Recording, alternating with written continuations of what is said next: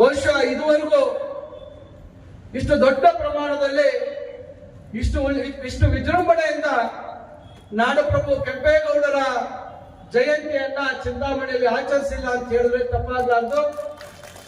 ಈ ಒಂದು ವಿಜೃಂಭಣೆಗೆ ಕಾರಣೀಭೂತರಾಗಿರ್ತಕ್ಕಂಥ ಪ್ರತಿಯೊಬ್ಬರು, ನಾನು ಯಾರ ಹೆಸರು ತೆಗೆದುಕೊಳ್ಳೋದಿಲ್ಲ, ಪ್ರತಿಯೊಬ್ಬರಿಗೂ ನಾನು ಈ ಸಂದರ್ಭದಲ್ಲಿ ನನ್ನ ಹೃದಯಪೂರ್ವಕವಾದಂತ ಧನ್ಯವಾದಗಳನ್ನ ತಿಳಿಸ್ಲಿಕ್ಕೆ ಬಯಸ್ತೇನೆ.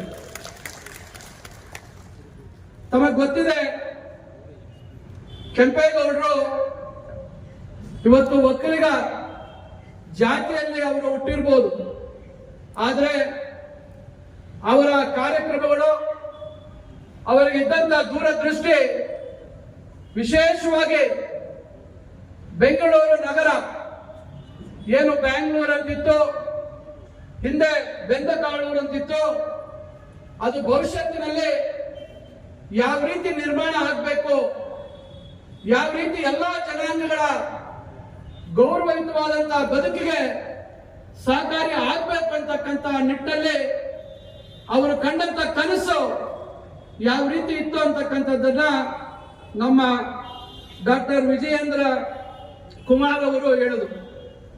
ಯಾವ್ಯಾವ ಜಾತಿ, ಯಾವ್ಯಾವ ಕುಲಕಸುಬು, ಆ ಕುಲಕಸುಬುಗಳಿಗೆ ಅನುಗುಣವಾಗಿ ಅವರೆಲ್ಲರೂ ಒಂದೆಡೆ ಇದ್ರೆ ಯಾವ ರೀತಿ ಅಭಿವೃದ್ಧಿ ಹೊಂದಲಿಕ್ಕೆ ಸಾಧ್ಯ ಆಗುತ್ತೆ ಮತ್ತು ಅವರ ಕಸುಬುಗಳನ್ನ ಮುಂದುವರಿಸಲಿಕ್ಕೆ ಸಾಧ್ಯ ಆಗುತ್ತೆ ಅಂತಕ್ಕಂಥದ್ದನ್ನ 516 ವರ್ಷಗಳ ಹಿಂದೆ ಕಂಡಂತವರು ನಾಡಪ್ರಭು ಕೆಂಪೇಗೌಡರು. ಕೆಂಪೇಗೌಡರು ಎಲ್ಲಿಂದ ಬಂದ್ರು, ಯಾವಾಗ ಬಂದ್ರು, ಎಲ್ಲಿದ್ರು, ಆವತ್ತಿಲಿದ್ರ ಮತ್ತೊಂದು ಕಡೆ ಇದ್ರ ಅಂತಕ್ಕಂಥದ್ದೆಲ್ಲ ಪ್ರಶ್ನೆ. ಇವತ್ತು ಬಹಳಷ್ಟು ಏನು ದಾಖಲಾತಿಗಳು ಶೇಖರಣೆ ಆಗಿದೆ, ಬೇರೆ ಬೇರೆ ಸಂದರ್ಭಗಳಲ್ಲಿ ಬೇರೆ ಬೇರೆ ರೀತಿಯಲ್ಲಿ ಎಲ್ಲಿ ಕೆತ್ತನೆಗಳಿದಾವೆ, ಇವನ್ನೆಲ್ಲ ಕ್ರೋಢೀಕರಿಸಿ ಇವತ್ತು ಕೆಂಪೇಗೌಡರ ಚರಿತ್ರೆ ಅದನ್ನ ನಾವಿವತ್ತೆಲ್ಲ ನೋಡ್ತಾ ಇದ್ದೇವೆ. ಬೆಂಗಳೂರಿನಲ್ಲಿ ಇರ್ತಕ್ಕಂಥ ಅಂತಾರಾಷ್ಟ್ರೀಯ ವಿಮಾನ ನಿಲ್ದಾಣ ಕೆಂಪೇಗೌಡರ ನೆನಪನ್ನ ಸದಾಕಾಲ ಚಿರಕಾಲವಾಗಿ ಉಳಿಲಿಕ್ಕೆ ಬೆಂಗಳೂರು ಅಂತಾರಾಷ್ಟ್ರೀಯ ವಿಮಾನ ನಿಲ್ದಾಣ ಈಗ ಕೆಂಪೇಗೌಡ ಅಂತಾರಾಷ್ಟ್ರೀಯ ವಿಮಾನ ನಿಲ್ದಾಣ ಆಗಿರ್ತಕ್ಕಂಥದ್ದು ನಮ್ಗೆಲ್ರಿಗೂ ಗೊತ್ತಿರ್ತಕ್ಕಂಥ ವಿಚಾರ. ಕೆಂಪೇಗೌಡರು ಹಾಕೊಟ್ಟಿರ್ತಕ್ಕಂಥ ದಾರಿ, ಅಭಿವೃದ್ಧಿ ಅಂತಕ್ಕಂಥದ್ದು ಏನು ಅಂತಕ್ಕಂಥದ್ದನ್ನ ಆ 500 ವರ್ಷಗಳ ಹಿಂದೆ ಅವರು ತೋರಿಸ್ಕೊಟ್ಟಿರ್ತಕ್ಕಂಥದ್ದನ್ನ ಬಹುಶಃ ನಾವು ಇವತ್ತಿಗೂ ನಾವ್ಯಾರು ಸರಿಯಾದ ರೀತಿ ಕಲೀಲಿಲ್ಲ ಅಂತ ಹೇಳಿದ್ರೆ ತಪ್ಪಾಗಲಾರದು. ಬಹುಶಃ ಇವತ್ತು ಬಹಳಷ್ಟು ಶ್ರೇಷ್ಠ ಸಾಧಕರು, ಸಂತರು, ಇವರೆಲ್ಲರ ಜಯಂತಿಗಳನ್ನು ನಾವು ಆಚರಣೆ ಮಾಡ್ತೇವೆ. ಬಾಬಾ ಸಾಹೇಬ್ ಅಂಬೇಡ್ಕರ್ ಜಯಂತಿ ಆಚರಣೆ ಮಾಡ್ತೇವೆ, ಮಹರ್ಷಿ ವಾಲ್ಮೀಕಿ ಜಯಂತಿ ಆಚರಣೆ ಮಾಡ್ತೇವೆ, ಕನಕದಾಸರ ಜಯಂತಿ ಆಚರಣೆ ಮಾಡ್ತೇವೆ. ಈ ರೀತಿ ಎಲ್ಲ ಬಹಳಷ್ಟು ಶ್ರೇಷ್ಠರ ಜಯಂತಿಗಳನ್ನ ನಾವು ಆಚರಣೆ ಮಾಡ್ತಕ್ಕಂಥದ್ದನ್ನ ನಾವು ನೋಡಿದ್ದೇವೆ. ಆದ್ರೆ ದುರದೃಷ್ಟ, ಎಲ್ಲರ ಆದರ್ಶಗಳನ್ನ ಅವರು ಹಾಕೊಟ್ಟಿರ್ತಕ್ಕಂಥ ದಾರಿಯಲ್ಲಿ ನಾವು ನಡಿಬೇಕು ಅಂತಕ್ಕಂಥ ಒಂದು ಅಚಲವಾದಂತಹ ನಿರ್ಧಾರ ಅಥವಾ ತೀರ್ಮಾನವನ್ನ ನಾವೆಲ್ಲ ತೆಗೆದುಕೊಳ್ಳಲಿಕ್ಕೆ ವಿಫಲ ಆಗ್ತಾ ಇದ್ದೀವಿ. ಯಾವ ಕಾರಣಕ್ಕಾಗಿ ಈ ಜಯಂತಿಗಳನ್ನ ಆಚರಣೆ ಮಾಡಬೇಕು ಅಂತಕ್ಕಂಥದ್ದನ್ನ ಸರ್ಕಾರಗಳು ತೀರ್ಮಾನ ಮಾಡಿದೆ ಅಂತಕ್ಕಂಥದ್ದು ಕೂಡ ನಾವು ಇವತ್ತು ಮರೆತೋಗಿದ್ದೀವಿ. ಇದನ್ನ ನಾವು ಅರ್ಥಕೋಬೇಕಾಗತ್ತೆ. ಭವಿಷ್ಯತ್ತಿನ ಪೀಳಿಗೆ ಅವರು ಸರಿದಾರಿಯಲ್ಲಿ ನಡಿಬೇಕಾದ್ರೆ ಏನು ಕೆಂಪೇಗೌಡರು ಕಂಡಂತ ಕನಸು ಕೇವಲ ಬೆಂಗಳೂರಿಗೆ ಮಾತ್ರ ಸೀಮಿತ ಅಲ್ಲ. ಆಗ್ಲೇ ಮಾತಾಡಿದಂತ ವಿಜಯೇಂದ್ರ ಕುಮಾರ್ ಅವರು ಹೇಳಿದ್ರು, ಮುಂಚೆ ಒಂದು ಸಣ್ಣ ಬೆಂದಕಾಳರಾಗಿದ್ದಂಥದ್ದು ಯಾವ ರೀತಿ ಬೆಳೀತಾ ಬಂತು. ನನಗೆ ಗೊತ್ತಿದ್ದಂಗೆ ಬ್ಯಾಂಗ್ಳೂರ್ ಸಿಟಿ ಕಾರ್ಪೊರೇಷನ್ ಆಗಿತ್ತು, ನಂತರ ಬೃಹತ್ ಬೆಂಗಳೂರು ನಗರ ಪಾಲಿಕೆ ಆಯ್ತು, ಬಿಬಿಎಂಪಿ ಆಯ್ತು, ಈಗ ಗ್ರೇಟರ್ ಬೆಂಗಳೂರು ಆಗ್ತಾ ಇದೆ. ಇವತ್ತು ದೊಡ್ಡ ಮಟ್ಟದಲ್ಲಿ ಬೆಳವಣಿಗೆ ಆಗ್ತಾ ಇದೆ.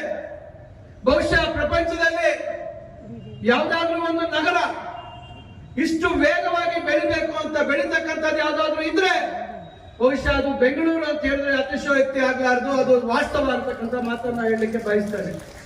ಬದುಕನ್ನ ಕಟ್ಕೊಳ್ಳಿಕ್ಕೆ ನಾವು ಬೆಂಗಳೂರಿಗೆ ಹೋಗ್ತೇವೆ. ಕರ್ನಾಟಕದ ಮೂಲೆ ಮೂಲೆಗಳಿಂದ ತಮ್ಮ ಬದುಕು ಹಸರಾಗಬೇಕು, ಅವಕಾಶಗಳಿದ್ದಾವೆ ಬೆಂಗಳೂರಿನಲ್ಲಿ ಅಂತಕ್ಕಂಥದ್ದನ್ನ ಮನಗಂಡು ಅವರೆಲ್ಲರೂ ಬೆಂಗಳೂರಿನಲ್ಲಿ ಬಂದು ನೆಲೆಸುವಂತ ಕೆಲಸ ಆಗ್ತಾ ಇದೆ. ಅಷ್ಟಾಕೆ ನಮ್ಮ ಚಿಂತಾಮಣಿಯಲ್ಲೇ 40-50 ವರ್ಷಗಳಿಂದಾನೆ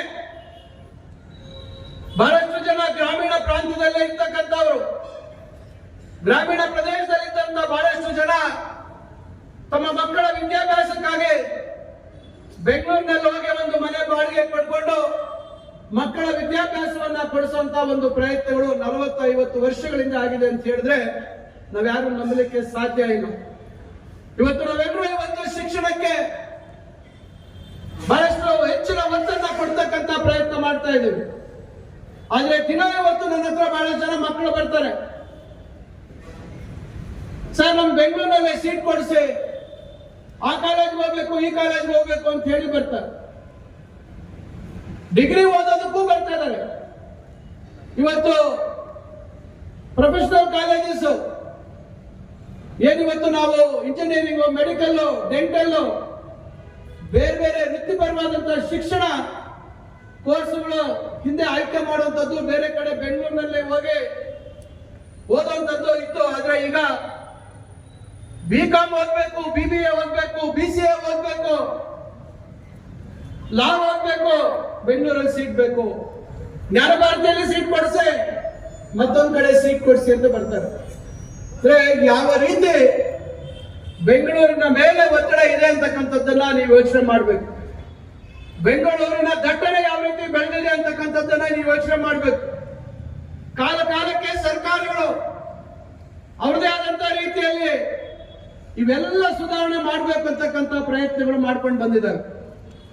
ಇವತ್ತು ಮೆಟ್ರೋ, ದೆಹಲಿಯ ಮೆಟ್ರೋ ನಂತರ ಬಹಳ ದೊಡ್ಡ ಜಾಲ, ಮೆಟ್ರೋ ಜಾಲ ಇರ್ತಕ್ಕಂಥದ್ದು, ವಿಸ್ತರಣೆ ಇರ್ತಕ್ಕಂಥದ್ದು ಬೆಂಗಳೂರಿನಲ್ಲಿ.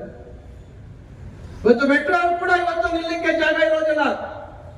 ಬೆಳಗ್ಗೆ ಸಂಜೆ ನೀವು ಮೆಟ್ರೋ ಹತ್ತಬೇಕಾದ್ರೆ ಬಹುಶಃ ಚಿಂತಾಮಣಿಯಿಂದ ಬೆಂಗಳೂರಿಗೆ ಸೋಮವಾರ ಅಥವಾ ಬೇರೆ ರಜೆ ದಿನದ ನಂತರ ಹೋಗ್ತಕ್ಕಂಥ ಬಸ್ಗಳಲ್ಲಿ ಯಾವ ರೀತಿ ಒತ್ತಡ ಇರ್ತದೆ ಅದಕ್ಕಿಂತ ಹೆಚ್ಚು ಒತ್ತಡವನ್ನ ಇವತ್ತು ಮೆಟ್ರೋಗಳಲ್ಲಿ ನಾವು ನೋಡ್ತಾ ಇದ್ದೇವೆ. ಈ ರೀತಿ ಬೆಂಗಳೂರಿನ ಬೆಳವಣಿಗೆ ಆಗ್ತಾ ಇದೆ. ಇವೆಲ್ಲ ವಿಚಾರಗಳನ್ನ ನಾವು ಮನಗಂಡು ನಮ್ಮ ತಾತವರಾಗಿರ್ಬೋದು, ನಮ್ಮ ತಂದೆಯವರಾಗಿರ್ಬೋದು, ಅಥವಾ ನಾನಾಗಿರ್ಬೋದು, ನಾವ್ಯಾಕೆ ನಮ್ಮವರನ್ನ ಬೆಂಗಳೂರಿಗೆ ಹೋಗ್ಬೇಕು, ಯಾಕೆ ನಮ್ಮವರು ಬದುಕನ್ನ ಕಟ್ಕೊಳ್ಳಿಕ್ಕೆ ಬೆಂಗಳೂರಿಗೆ ಹೋಗುವಂತ ಅವಕಾಶ ಒದಗಿಸ್ಕೊಡ್ಬೇಕು ಅಂತಕ್ಕಂಥ ನಿಟ್ಟಿನಲ್ಲಿ ಹಲವಾರು ಅಭಿವೃದ್ಧಿ ಕೆಲಸಗಳನ್ನ, ಹಲವಾರು ಶೈಕ್ಷಣಿಕ ಸಂಸ್ಥೆಗಳನ್ನ ಪ್ರಾರಂಭ ಮಾಡತಕ್ಕಂತ ಒಂದು ಪ್ರಯತ್ನ ಇವತ್ತಲ್ಲ 75 ವರ್ಷಗಳ ಹಿಂದೆ ಆಗ್ಲೇ ಹೇಳಿದ್ರು ನಿರೂಪಕರು. ಇಡೀ ರಾಜ್ಯದಲ್ಲೇ ಬಹುಶಃ ಮೈಸೂರು ರಾಜ್ಯ ಇತ್ತು. ಆ ಮೈಸೂರು ರಾಜ್ಯದಲ್ಲಿ ಮಾತ್ರ SJP ಕಾಲೇಜ್ ಬಿಟ್ರೆ ಬೇರೆ ಇರಲಿಲ್ಲ ಆ ಪಾಲಿಟೆಕ್ನಿಕ್.